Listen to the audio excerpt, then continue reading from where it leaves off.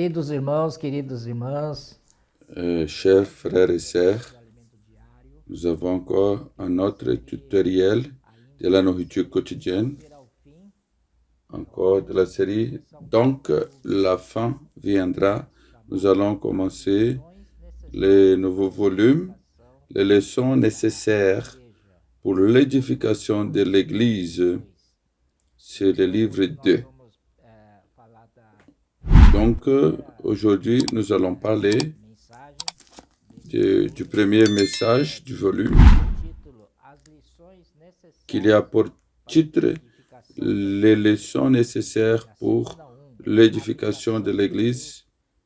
La première semaine parle de l'habitation de Dieu en esprit, Éphésiens 2, du 13 à 22. Le lundi, l'auteur, il commence en parlant de l'objectif de Dieu. J'ai pris quelques phrases importantes, quelques points qui sera développé pendant toute la semaine. C'est l'importance de l'Église comme le lieu d'habitation de Dieu. C'est le premier point touché sur cette semaine. Et la signification du mot paix. Persévérer dans l'édification de l'Église. Les mêmes sentiments qu'il y avait en David, Zorobabel, Josué, qui ont consacré leur vie pour édifier un lieu de repos pour Dieu. Aussi, dans les volumes antérieurs, nous avons vu Matthieu 1 jusqu'à 15. Nous avons vu la généalogie de Jésus, la naissance, la conception. Et aussi, quand son précurseur a apparu, Jean-Baptiste, c'est lui qui a introduit et a présenté Jésus, son ministère.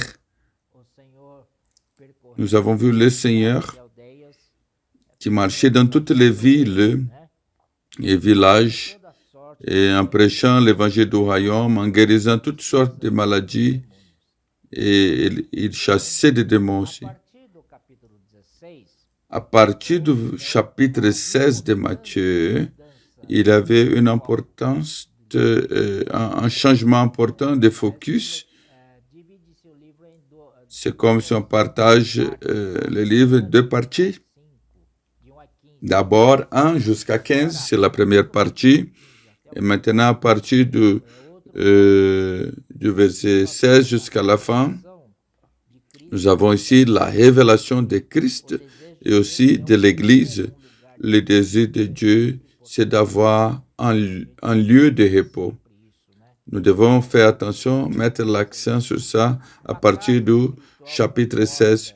Une maison spirituelle composée par ceux qui sont pauvres en esprit, ceux qui ont le cœur brisé, qui ont le brisement, l'esprit contrit, sont ceux-là que le Seigneur utilise pour édifier sa maison spirituelle. Je vais faire un commentaire ici. La maison spirituelle, ce n'est pas une maison matérielle que les mains des hommes peuvent bâtir, comme dans l'Ancien Testament, comme Salomon et Zorobabel aussi. Mais le Seigneur, il veut aujourd'hui une maison spirituelle. Nous allons Éphésiens, chapitre 2, allons lire. Éphésiens,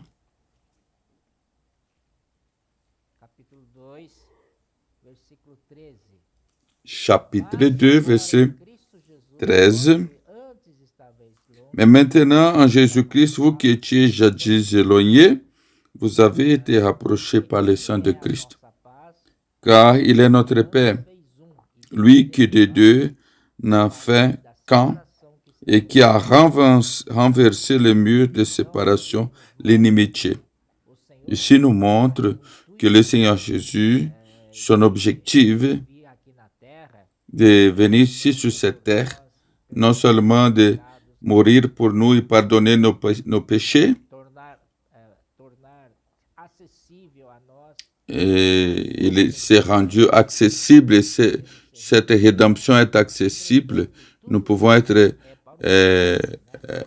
sauvés. Aujourd'hui, ça avait un focus. Le focus, c'est l'édification de Dieu. La rédemption, c'est très important. Tout ça, nous qui étions loin, nous avons été rapprochés par le sang de Jésus.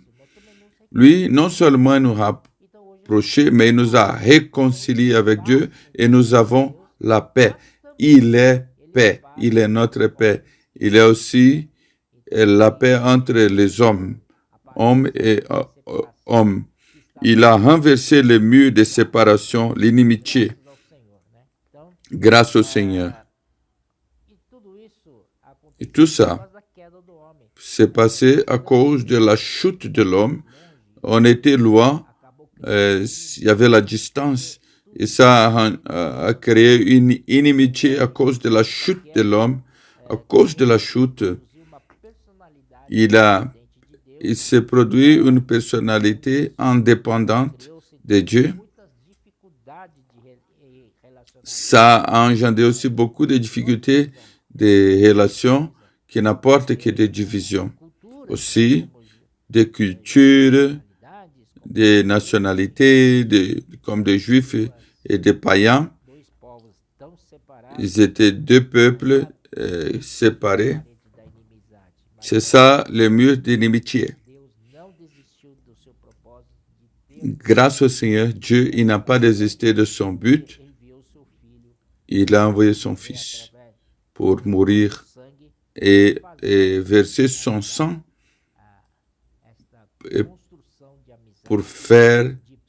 pour construire cette amitié, cette paix entre deux peuples. Éphésiens 2, 15 à 22 nous dit: ayant anéanti par sa chair la loi de ordonnance dans ses prescriptions, afin de créer en lui-même les deux, un seul homme nouveau, en établissant la paix. Il ne veut pas beaucoup d'hommes individuels, il veut un seul homme, un seul sentiment, ayant une seule tête et en faisant la paix. Il les a réconciliés l'un et l'autre en un seul corps avec Dieu par la croix en détruisant l'inimitié. Il est venu annoncer la paix à vous qui étiez loin et la paix à ceux qui étaient près. Regardez bien, seulement ici, combien de mots paix nous avons lus. 1, 2, 3, 4. Seulement ici, 4 fois le mot paix.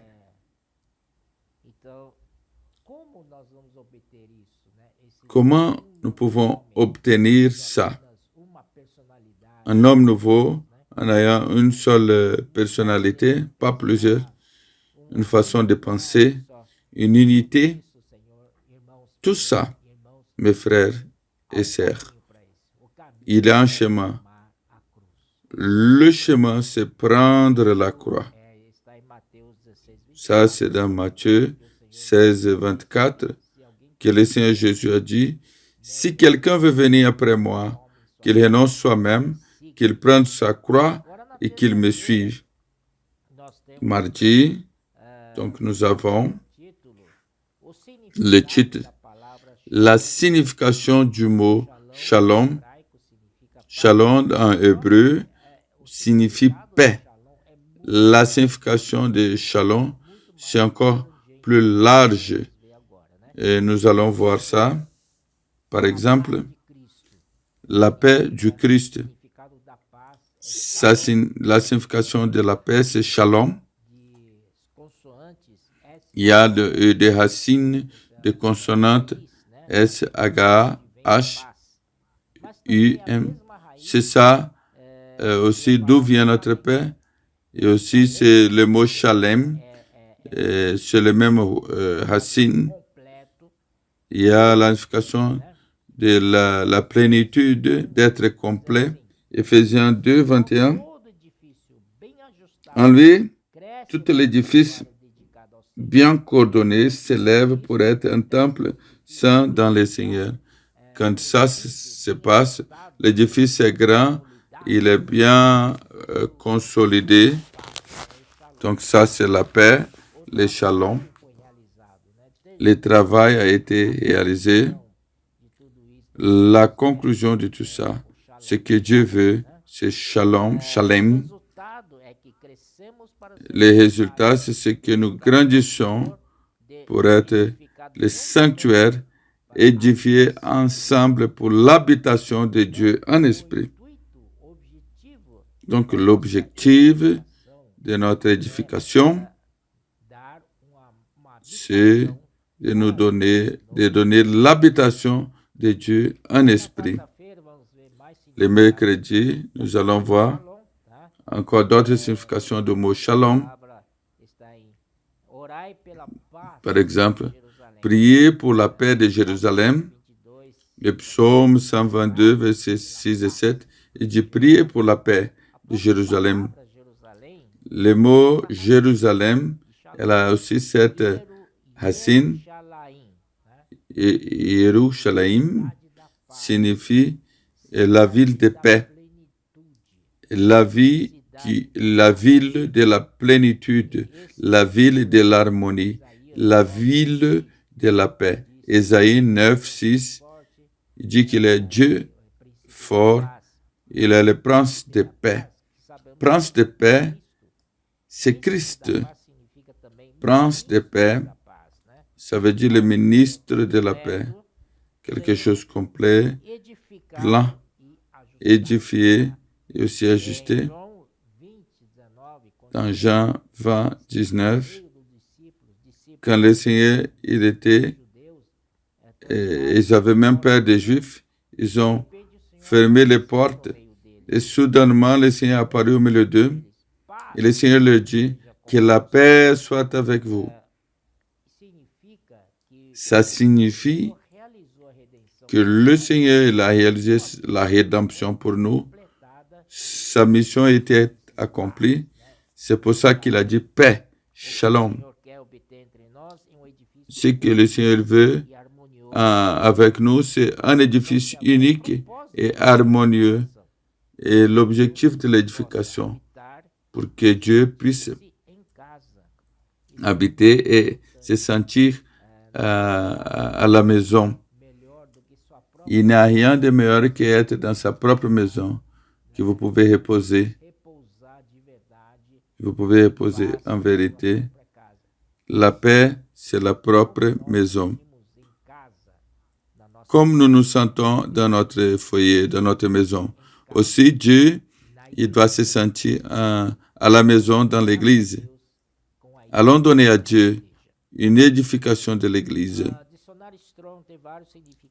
Le dictionnaire Strong, il a beaucoup de significations. Le premier, c'est la complémentation, la santé, la totalité, bien-être, prospérité, la paix, la tranquillité, être contente. Sixième, la paix et l'absence de la guerre, paix entre les frères. Il y a tellement d'aspects de cette paix, c'est la paix complète. C'est pour ça que c'est la compléter, la plénitude. Genèse chapitre 2, du 2 à 3, est liée au repos de Dieu. Genèse chapitre 2, verset 2 à 3. Dieu créa le ciel et la terre dans 6 jours.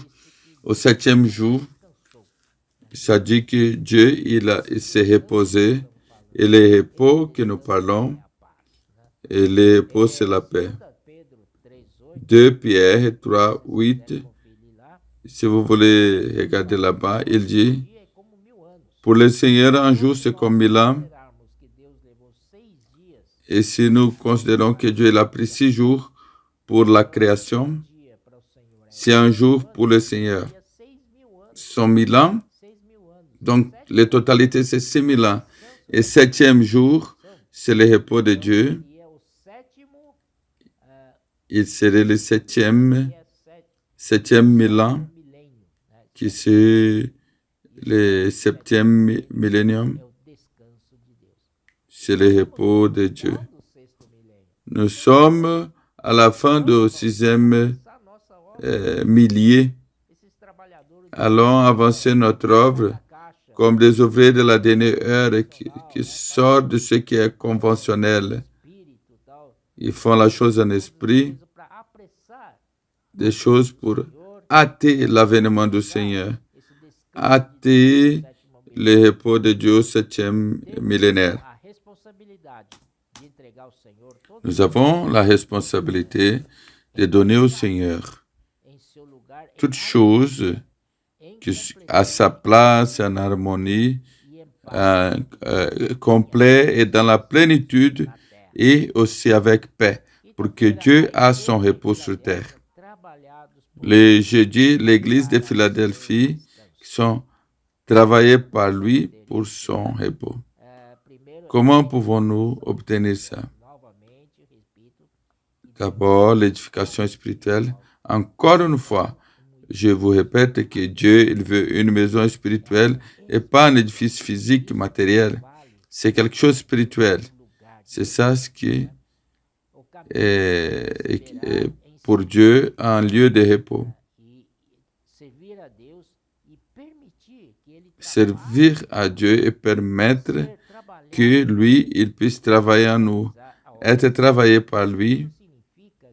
Et ça signifie que notre travail pour lui, ce n'est pas ce que nous pouvons faire. Mais c'est la quantité qu'il peut avancer au-dedans de nous. C'est ça. C'est ça la joie.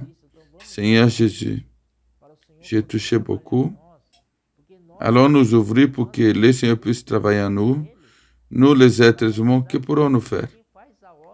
Nous n'avons aucune capacité. L'œuvre, qui peut faire l'œuvre, c'est lui. Et ce qu'il veut, c'est travailler lui-même au-dedans de nous. Il veut travailler dans notre intérieur. Allons nous ouvrir, qu'il puisse. Ce n'est pas que nous allons faire une œuvre extérieure pour lui. C'est pour ça, cette caractéristique que nous voyons à l'église de Philadelphie, celui qui a la clé de David, notre Seigneur Jésus-Christ.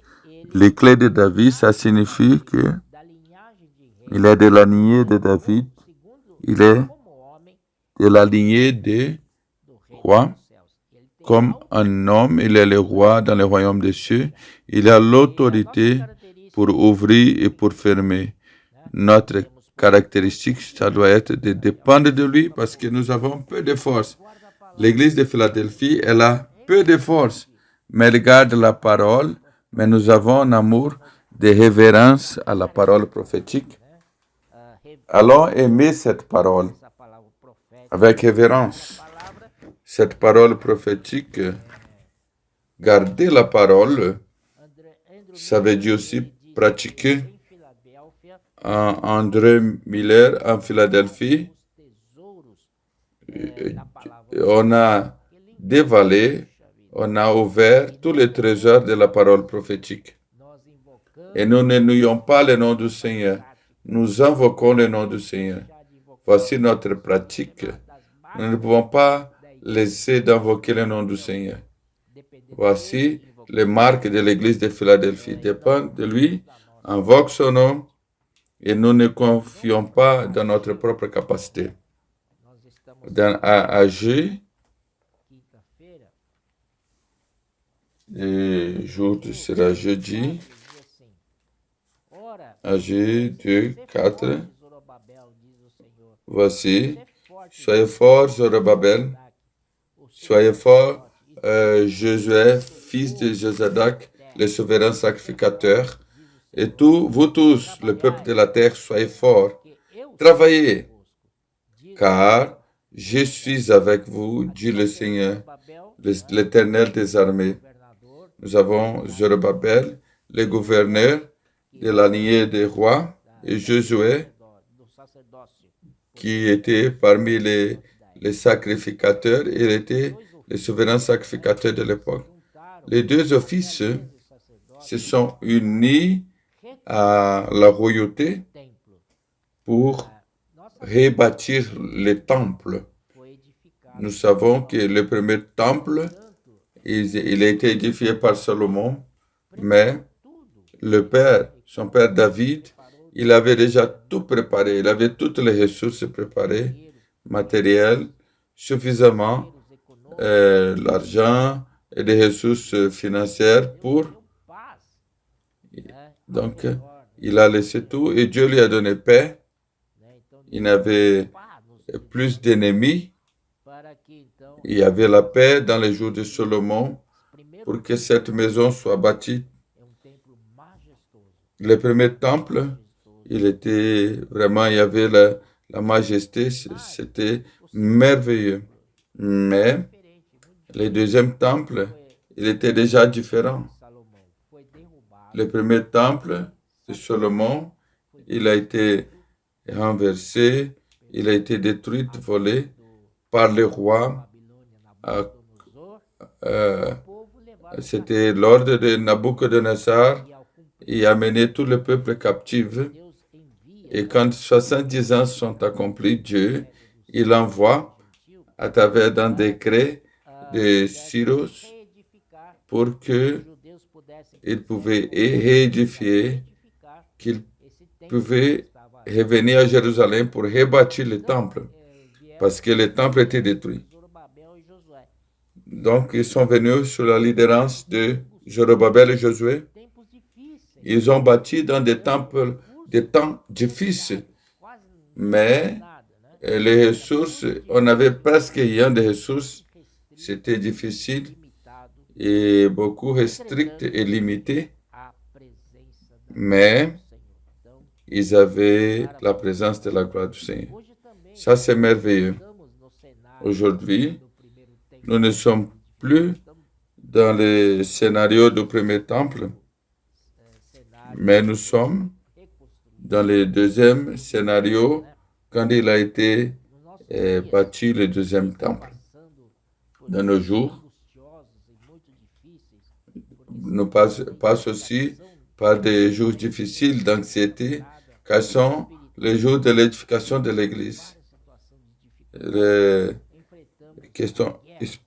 En passant par des difficultés, la guerre contre l'ennemi, Satan et les siens, il ne veut pas que nous soyons édifiés. Donc, il utilise des hommes et l'homme pour déranger, si possible, pour faire une opposition systématique pour que l'édification ne soit pas accomplie. Mes frères et sœurs, donc nous devons être des hommes de foi. Et c'est la parole qui peut nous sauver. Plus nous croyons à la parole, plus nous sommes fortifiés. Croyez cette parole. Regardez, Zorobabel, soyez fort. Soyez fort, Josué. Le Seigneur nous demande que nous soyons forts. Et tout le peuple de la terre, soyez forts. Travaillez, car je suis avec vous, dit le Seigneur, l'Éternel des armées. Ça, c'est très important. Mais il est important cette parole d'encouragement du Seigneur. Donc, vendredi, nous sommes arrivés au vendredi. Et nous parlons encore. Dans Agé, chapitre 2, verset 5b, le titre de vendredi, c'est la façon que Christ édifie son Église. Agé 2, 5 à 9. Agé 2. Mon esprit habite au milieu de vous. Ne craignez pas, car ainsi parle l'Éternel des armées. Encore un peu de temps, j'embrasserai les cieux et la terre, les mers et la terre sec. J'embrasserai toutes les nations. Les trésors de toutes les nations viendront. L'argent est à moi, l'or est à moi, dit l'Éternel des armées. La gloire de cette dernière maison sera plus grande que celle de la première, dit l'Éternel des armées. C'est dans ce lieu que je donnerai la paix, dit l'Éternel des armées. Ici, le Seigneur répète 3 fois l'Éternel des armées. Ça signifie il est puissant. Il est l'autorité maximale absolue. Quand il parle, nous devons croire il va conclure cette œuvre. Ici, il dit la gloire de la dernière maison sera plus grande que la première. Donc, frères et sœurs, le deuxième temple qui a été édifié par Zorobabel et Josué dans des jours difficiles, il manquait de ressources, mais Dieu était avec eux et Dieu a rempli le temple de la présence du Seigneur, de la gloire du Seigneur. La gloire du deuxième temple était plus grande que celle du premier. Alléluia. Ne regardons pas vers l'apparence, mais regardons vers la réalité.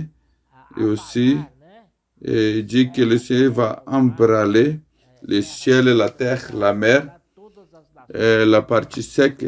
Il va embraler toutes les nations et toutes les nations. Il va remplir de la gloire cette maison, dit l'Éternel des armées. Dans Hébreux chapitre 12, versets 26 à 27, Hébreux 12, 26 à 27, je ferai embraler non seulement la terre, mais aussi le ciel. Ça signifie qu'il va retirer les choses qui peuvent être embralées pour que les choses qui ne sont pas embralables demeurent. Nous devons reconnaître dans notre vie, dans notre âme, nous avons beaucoup de choses qui sont embralées, embralables. Et qu'est-ce que le Seigneur veut faire sortir de nous sont des choses inébranlables. Le royaume du Seigneur, c'est inébranlable.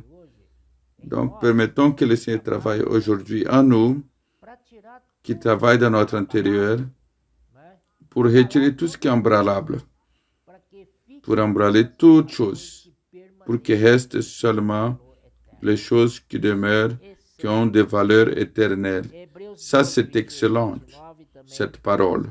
Hébreux 12, 28 et 29, il dit aussi, car nous recevons un royaume inébranlable, gardons la grâce pour laquelle nous servons Dieu agréable, avec référence, car notre Dieu étant aussi un feu dévorant. Avec Dieu, on ne blague pas. Pour aussi, nous avons su une lecture dans vendredi. Je m'ai souligné ici. Attendez. Le Seigneur commencera à embraler chacun de nous pour qu'il ait une maison finie avec harmonie et plénitude. Il a besoin d'abord d'embraler et retirer de nous tout ce qui peut être embralé. Notre égoïsme n'entrera pas dans le royaume, il sera embralé. Aussi, ça doit se passer avec notre individualisme et des sentiments de supériorité, de jalousie, de l'inimitié, de factions. Enfin, tout ça sera embralé, doit être embralé, pour que restent seulement les choses inébranlables. Excellente cette parole. Il compare aussi dans 1 Corinthiens chapitre 3, je suis le prudent architecte et j'ai lancé Christ comme le fondement et vous devez voir comment vous bâtissez. Comment est-ce que vous édifiez? Si nous édifions avec l'or, l'argent et pierres précieuses, ou est-ce que nous édifions avec le bois, le foin et chaume? Car édifier, tout le monde est en train d'édifier. Même si vous ne faites rien, vous faites quelque chose. Si vous édifiez avec l'or, l'argent et pierres précieuses, ce sont des choses qui peuvent résister au feu. Alléluia. Et plus le feu passe sur eux, ils seront encore purifiés.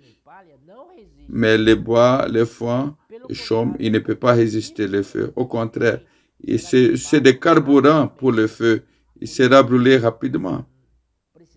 C'est pour ça Nous avons besoin que Dieu travaille en nous, qu'il dépose cette nature sainte en nous, cette nature divine au-dedans de nous. Pour que dans ces jours-là, Seigneur, nous avons fait ça en ton nom, nous avons chassé des démons, et le Seigneur a dit, je ne vous connais pas. Ça, c'est terrible. Oh, Seigneur Jésus. Alléluia. Donc, nous allons donc, le samedi, la parole en vérité, la parole de vérité et l'édification de l'Église. Allons voir comment nous pouvons être édifiés. Chapitre 4 d'Éphésiens 3, 15, il dit, jusqu'à ce qu'ils nous soient tous parvenus. L'édification, elle sert pour atteindre l'objectif jusqu'à ce que nous soyons tous parvenus à l'unité de la foi, à la connaissance du Fils de Dieu, que nous pouvons atteindre la maturité et croissance de vie et la mesure de la stature parfaite de Christ, d'un homme parfait. C'est ça ce que nous devons faire avec notre édification. L'Église, c'est la plénitude du Christ. Éphésiens 23. L'Église qui est son corps, qui est la plénitude de celui qui remplit tout en toutes choses. Il est difficile, et l'édification, c'est quand il va remplir toutes choses, et l'Église devient sa plénitude. Voilà le verset. Le verset 14 du 4 d'Éphésiens dit, pour que nous ne soyons plus des enfants emportés à tout vent de doctrine, mais que nous puissions suivre la vérité dans l'amour et que nous croissons en toutes choses en Christ qui est la tête. L'édification vient de la croissance de vie. La croissance par l'infusion de la vie divine. Donc, nous serons consolidés, nous serons compactés et nous serons bien unis. Ça signifie que l'édifice de Dieu sera prêt. Et donc, le mot shalom viendra, la paix. D'autre côté, nous devons être sanctifiés. Éphésiens, chapitre 5, 25 jusqu'à 27, qui c'est changer notre nature humaine et déchue pour la nature sainte de Dieu. Nous devons aimer la parole. Car la parole dit, laver elle par la parole, par l'eau, de la parole. La parole ici, c'est la parole prophétique.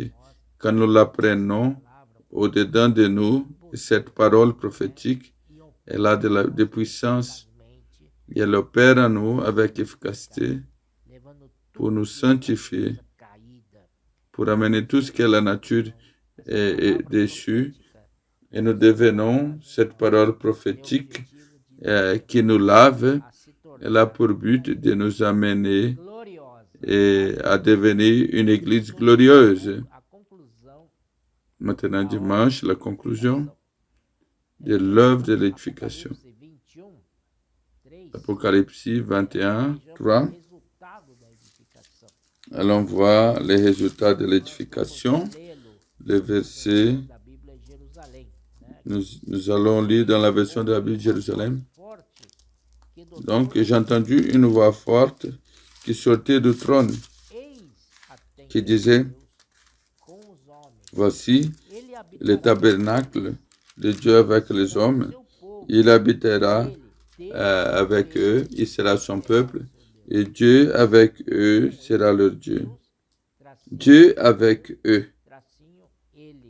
Et Dieu avec eux. C'est un titre que Dieu a. Dieu avec qui? avec les hommes. Apocalypse 19, de 7 à 8. Nous devons nous réjouir car il est déjà fait. Dieu avec eux. C'est la consommation de Dieu avec nous. Dans Matthieu 1, 23. Ça a commencé dans Matthieu 1, 23. Emmanuel, son nom. Ici, c'est fini. Et Apocalypse 21, 3. Dieu avec eux sera leur Dieu. Grâce au Seigneur. Merci Seigneur. Merci pour cette nourriture quotidienne riche. À la fin, Dieu aura son habitation, son repos pour l'éternité avec nous. Amen. Merci mes frères et sœurs. Jésus est notre Seigneur. Amen.